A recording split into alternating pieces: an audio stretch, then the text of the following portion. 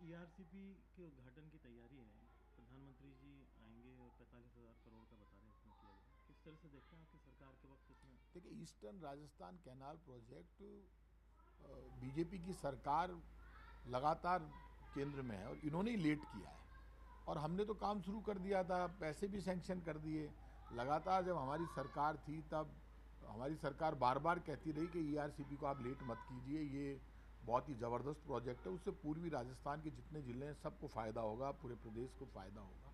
अब पीआरसीपी को लेकर ये कहते हैं, पहले तो मुख्यमंत्री कह रहे थे कि हमने सारा काम कर दिया है, सारे हमने समझौते भी कर लिए हैं। और वास्तविकता ये है कि आप राजस्थान को अंधेरे में रख रहे हैं। आप पानी कहाँ से लाओगे, कैसे लाओगे, क्या करोगे, पूरा अभी स्पष्ट नहीं है। प्रधानमंत्री जी अब वो कह रहे हैं हम उद्घाटन करेंगे, काम कांग्रेस की सरकार ने पहले ही शुरू कर दिया था। जब काम एक बार शुरू हो जाता है उसके बाद अब वो उद्घाटन करेंगे, तो इसका मतलब जो मुख्यमंत्री दावे कर रहे थे और जो राजस्थान की बीजेपी की सरकार दावे कर रही थी, वो दावे झूठे थे। तो अब आप तो अब शुरुआत कर रहे हैं। आपने तो ये कहा कि ईआरसीपी में तो हमने इतना कर दिया और इतना पैसा लगा दिया और इतना काम हम कर चुके हैं। इसका मतलब अब आप ईआरसीपी की सच्चाई सामने आएगी। और जो ये 45,000 करोड़ का दावा कर रहे हैं, देखिए, दावा करने में काम करने में अंतर है। ईआरसीपी राजस्थान में जो काम शुरुआत हमने की, 10,000 करोड़ रुपए राजस्थान की सरकार ने अलग से रखे, खुद मुख्यमंत्री ने हमारे उस वक्त घोषणा की, अशोक गहलोत जी ने। तो इसलिए मैं इतना कह सकता हूँ कि ईआरसीपी को लेकर कांग्रेस तो शुरू से बहुत सीरियस है और इस पर हमने काम भी बड़ा किया।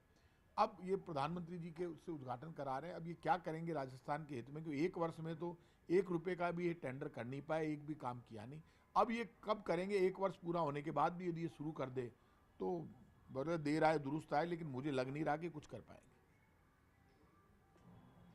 और कोई स्टूडियो में तो स्टूडियो में बहुत बारीकी देखते हैं, कहीं तार दिख रहा है रोलिंग।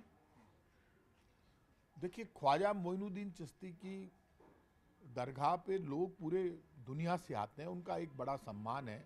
और ख्वाजा मोइनुद्दीन चिश्ती के यहाँ पर लोग, हर जाति धर्म के लोग जाते हैं। अब ये नया काम शुरू हो गया कि अपनी असफलताओं से ध्यान हटाने के लिए अब नया एजेंडा है बीजेपी का कि जितने भी देश के मस्जिद हैं, जितनी भी दरगाह हैं, दरगाह का मतलब क्या होता है, ख्वाजा मोइनुद्दीन चिश्ती की दरगाह पे, वहाँ पे उन सूफी संतों को दफनाया गया था। उस दरगाह पर आकर लोग जियारत करते हैं और पूरी दुनिया के हर जाति धर्म के लोग आते हैं वहाँ पर। अब आपने ये कह दिया कि यहाँ पे किसी ने जाकर वो कहा कि जो भी व्यक्ति सस्ती लोकप्रियता लेना चाहता है तो बड़े नाम पर दावा करता है।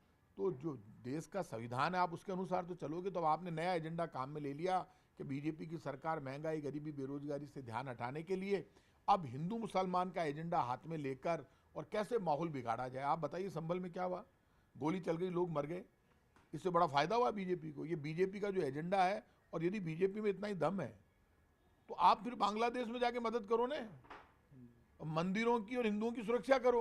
आप वहां कर नहीं रहे, यहाँ बीजेपी के लोग नाटक करते हैं। ये बीजेपी का ही एजेंडा, बीजेपी के कार्यकर्ता ही घूम रहे हैं सब जगह पूरे देश में। वो पहले रिट दायर कर देते हैं, वो रिट 100% कैंसिल होनी है, लेकिन माहौल कैसे बिगाड़ा जाए। और समरावता जैसी घटनाएं जहां पर पुलिस ने गोलियां चलाई और वहां पर तो हिंदू मुसलमान नहीं है। और वहां उन सब घटनाओं से ध्यान हटाने के लिए अजमेर को सॉफ्ट टारगेट पर लिया। लेकिन ये जो महापाप बीजेपी कर रही है, आप सुन लेना, इंसानियत के नाम पर दंगा फसाद कराने की कोशिश करना और 1,000 साल बाद इस तरह के लोगों के धार्मिक आस्थाओं को ठेस पहुंचाने के लिए बीजेपी षड्यंत्र पूर्वक जो काम कर रही है, वो लोगों के समझ में आ रहा है, उसका नुकसान होगा बीजेपी। बस बाकी तो शांति है। आपको तो स्टोरी करनी चाहिए, अभी पूरे देश में क्रूड ऑयल के दाम सबसे सस्ते स्तर पर आ गए, $71 प्रति डॉलर पर आ गया। मनमोहन सिंह जी के टाइम पे $130 प्रति वर्ष। इस पर आप बहस करवाओ एक दिन।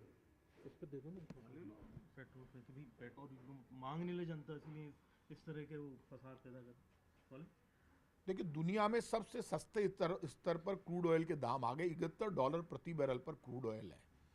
और जब मनमोहन सिंह जी प्रधानमंत्री थे तब $130 प्रति बैरल क्रूड ऑयल के दाम थे। लेकिन मनमोहन सिंह जी पेट्रोल और डीजल 70 रुपए लीटर के नीचे बेच रहे थे। आप मुझे ये बता दो, जब दुनिया में सबसे सस्ता क्रूड ऑयल हो गया तब आप 100 के पार पेट्रोल ले गए, 100 पे डीजल ले गए। तो आप जो ये पाप कर रहे हो महंगाई का, उससे घर घर में खून के आंसू रो रहे हैं लोग। आप इस महंगाई से ध्यान हटाने के लिए तो कभी ख्वाजा मोइनुद्दीन चिश्ती की दरगाह पर टारगेट करते हो, कभी संभल में मस्जिद को टारगेट करके दंगा फसाद करवा देते हो, लेकिन ये पाप तो मत करो। महंगाई से तो आम आदमी दुखी और परेशान है। यदि ईमानदारी से काम करना है तो पेट्रोल डीजल के दाम कम कर दो, क्योंकि क्रूड ऑयल के दाम तो इससे सस्ते कभी नहीं हुए जितने इस बार है।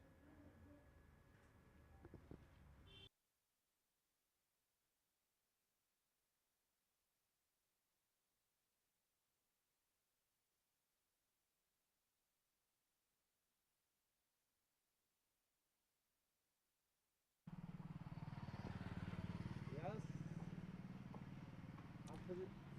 आप खुद ही साइड में हो जाना चाहिए ना, और खुद चला जाऊंगा। यस। राजधानी जयपुर में पिछले 4 दिन से सफाई कर्मियों की हड़ताल जारी है।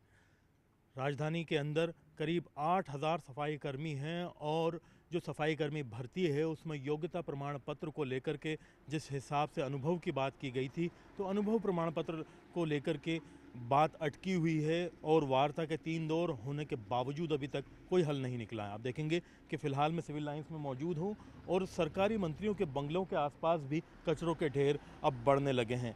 इस तरह के हालात शहर के कई क्षेत्रों में हैं और इससे न सिर्फ शहर की छवि को नुकसान पहुंच रहा है, बल्कि आप देखेंगे कि पर्यटन सीजन में पर्यटक इस तरह के हालात देख करके नाराज़ होते हैं। आने वाले वक्त में राइजिंग राजस्थान जैसा महत्वपूर्ण आयोजन राजधानी में होने वाला है। इसके अलावा अगर देखा जाए तो स्वच्छता सर्वेक्षण के ऊपर इसका काफ़ी नकारात्मक असर पहुंचता है। हालांकि यूडीएच मंत्री के साथ में जो सफाई कर्मियों की संघ हैं उनके एक प्रतिनिधि मंडल की एक बैठक आज भी होनी है, लेकिन उस बैठक में क्या हल निकलता है और योग्यता प्रमाण पत्र में ख़ास तौर पर अगर देखा जाए ईएसआई, पीएफ और बैंक स्टेटमेंट जैसे क्लोज को लेकर के क्या शिथिलता दी जाती है, ये देखने वाली बात होगी। क्योंकि अभी तक बहुत से लोग इसमें आवेदन नहीं कर पाए, ऐसा संघों का कहना था। और योग्यता प्रमाण पत्र में जो उससे पहले जारी किए गए प्रमाण पत्र हैं उनको लेकर के भी सवाल उठाए गए थे। इन तमाम हालात में फ़िलहाल आंदोलन जारी है, शहर में कचरा बढ़ रहा है। किस तरह से इस पूरी परेशानी का हल निकलता है, देखने वाली बात होगी। कैमरा पर्सन दिलीप चेची के साथ में अरबाज अहमद, न्यूज़ 18 के लिए जयपुर से।